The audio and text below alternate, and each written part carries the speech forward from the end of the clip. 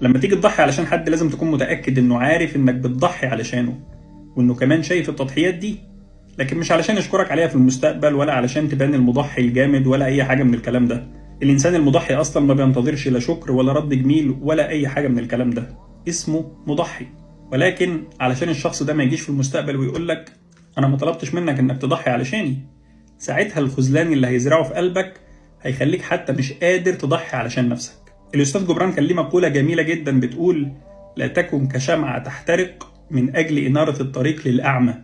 يعني ما تبذلش مجهود وتضحي بنفسك في سبيل اللي مش مقدر المجهود ده أصلا.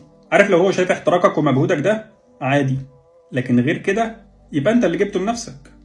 لا تبالغ في التطوع فيفرض عليك. خليك دايما فاكر إن كل مبذول في غير محله غير مقدر، وكل غير مقدر هو مجهود مهدر. مفيش نص في العالم يقدر يوصف الخذلان، فأرجوك بلاش تعمل كده في نفسك.